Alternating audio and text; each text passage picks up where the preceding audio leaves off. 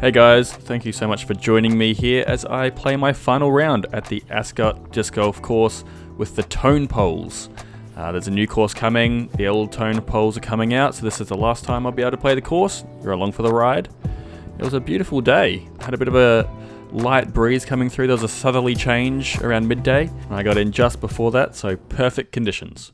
Before we start, just like to shout out Chris Davies for building the Tone Poles, Christchurch Disc Golf Club and members for putting in the course, and of course Jeremy Brockenshire for maintaining the course, making it bigger and better over the last few months. Hole 1, I'm just throwing my west side discs Warship straight down the middle, avoiding that willow on the right hand side, which I do with a beautiful soft turnover, but it's a bit too long, goes into the tree along of the basket. But I'm fine with that because I didn't hit the bunker tree off the tee. Here I go into the tree. I've got absolutely no look at the tone pole here. Might say tone pole or basket interchangeably on this course, but you know what I mean. So I just pitch straight out, and I'm going to be happy with my par to start it off.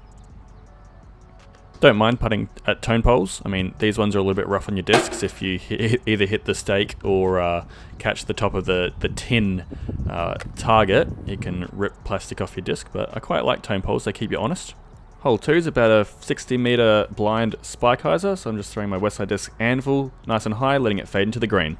That felt pretty good, and came around the corner, absolutely parked, soaked to get a birdie. Pretty easy one, might say a must get on the course, but walked away with the birdie. Hole 3, very tough one, got a line of trees to beat off the tee, then a low ceiling heading into the green. Maybe about 85 meters. Sorry, I don't have distances with me. The UDisc layout's been deleted, but I keep this one a bit too far left, but I do get under that ceiling, so that's all fine. I'm up in about circle 2. I often find the trouble with this one is keeping it too high, hitting those trees, and you'd have no look. But here I've actually got a look, so giving it a bit of a run, I guess. I'm on line, hit the base of the Waratah. That's going to be an easy tap in for par.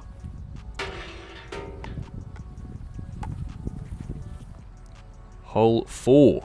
Now I think this one's about 225 meters, real long par 4. Have to hit the gap here off the tee with a really long tee shot. I clipped the branches on the left hand side with my west side sword, didn't get it turned over enough, but I've got an open look between the two lines of poplars, and I'm throwing my slightly more stable sword through the gap, but unfortunately early release goes straight into the second line of poplars. Really bad spot to be. Not happy with that. Pinched off, have to go to the forehand standstill just to get it to the basket, which you can see there at the end of the line of poplars. Yeah, just really pinched off. I'm throwing my west side adder, which is overstable distance driver, just to get it to hyzer back into the green, which it doesn't really do. I'm still off screen there to the left, so not ideal. And as you can see, got a tree in the way, making my putt a lot harder. Assessing my options, going for the straddle out to the left-hand side, seeing if I can get an hyzer putt around the tree. This is to save par, it's a par 4. Giving it plenty of height, hoping that I can just hit some metal over the tone pole. That's fine. I'll not too far away, and I'll just tap in my bogey.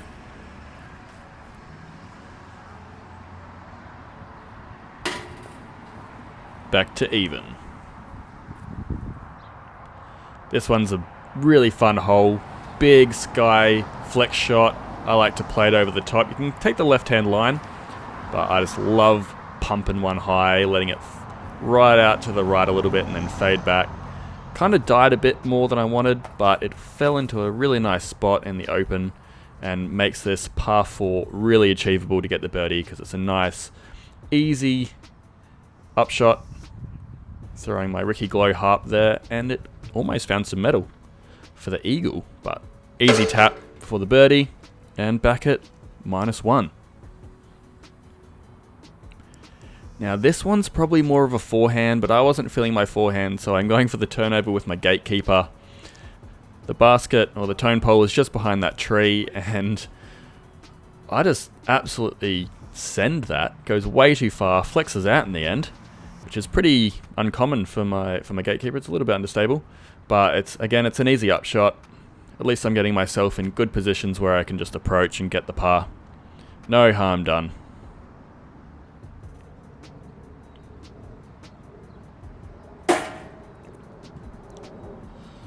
putting with the gatekeeper and fixing up the tone pole, which I didn't really have to do because they were literally coming out the next hour, but hey, always nice to keep things well maintained when you can. This one's probably about 50 meters up to the mound, throwing my glow harp, and I do not get that one on the right angle, and it fades out left. Low ceiling, obviously, to look out for there. Now, I think technically if we were to play this in a tournament, you would probably count that path as OB, so I would be putting there for par, but because this is a casual round, I'm going to say that that was for birdie, and this is my tap in for par. Sorry, it's my final round. I'm going to take all the help I can get.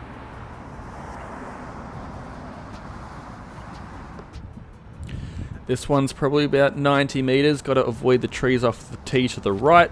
I'm throwing my west side warship.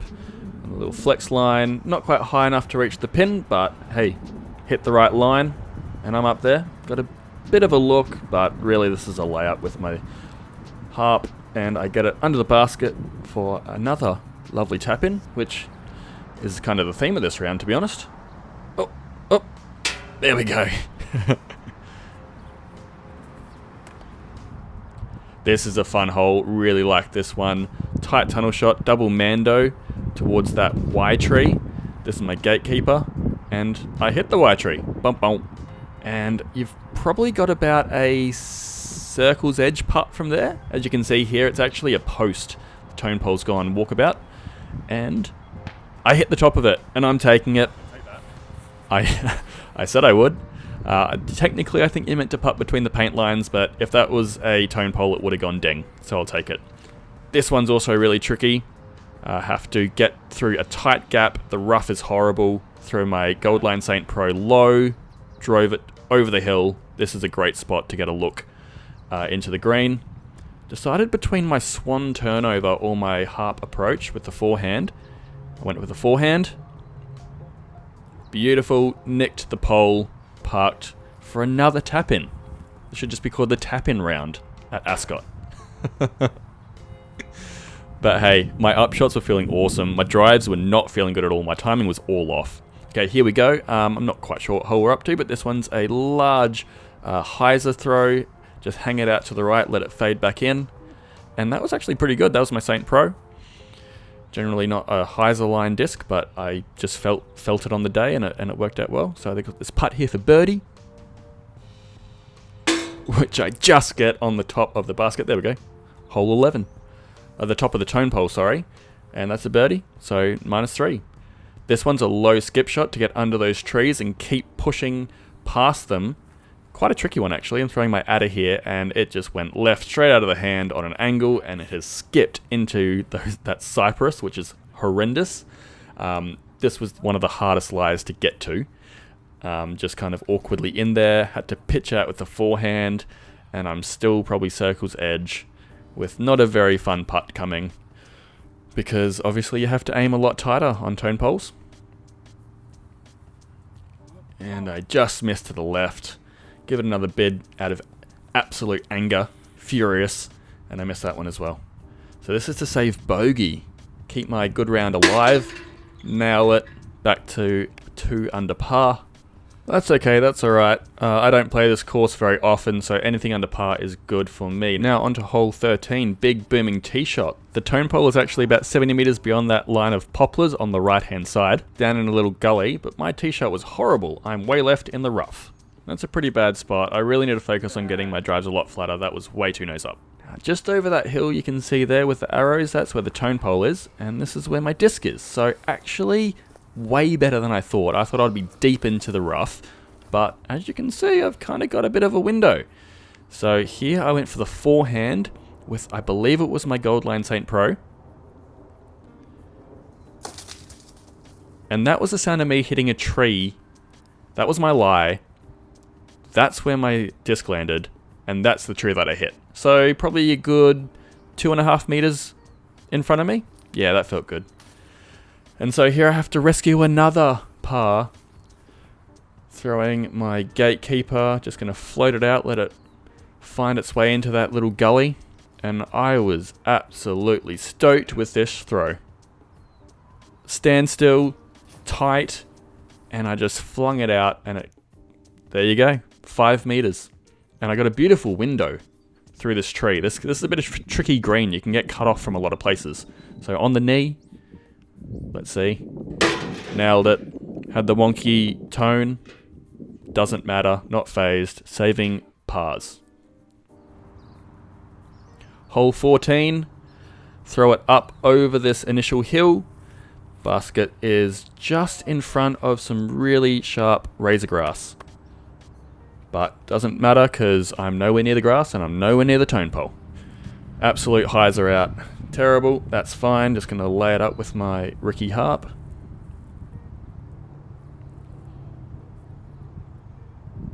Oh, and I almost hit the tone pole. Man, my upshot game was feeling good today. And it's another par. On to hole 15. This one's changed a few times throughout the course's history. Quite like this one. It's a big booming drive from the top of a hill down into the marshlands. All that kind of garden on the right hand side's OB, so make sure you come back into the green, which I do. Absolutely parked. Stoked with that one. I think I've only played this particular course layout maybe 3 or 4 times. First time I got a birdie. It's on the last time I ever played the course. So absolutely stoked with that. And it was very wet. It had just rained quite considerably the last couple of weeks, and it was very marshy. Hole 16, big booming hyzer shot. Get around these trees, throwing my VIP adder. Doesn't quite get around enough, but I've got about a 7-8 meter putt. Hoping to get this one to get my round kind of kick-started. 4 down would be awesome. And I hit just below the tone. That was the sound of it hitting the pole, which obviously doesn't count, which is annoying. That gave my putter a real nice dent in it. But I throw my adder and have to swallow the par. Onto hole 17. This one is really tricky. It's had a few versions in the past as well. This one is behind a line of poplars, so I throw a big old spike hyzer out to the right with my VIP adder, and it unfortunately hits the poplars, so I have to do this chip around the corner going for that Annie flex with my anvil. Big step out, and way too inside, threw it straight into the tree. Got to work on those ones, just trusting the disc a little bit more, putting it way out wide, trusting the shape of the disc to come back and get it where I need to. But hey, my harp up shots are doing really well. That was perfect. Probably should have thrown that from my first one. Unfortunately, have to settle for the bogey on that one. That one's a really tough hole, especially second last hole of the course.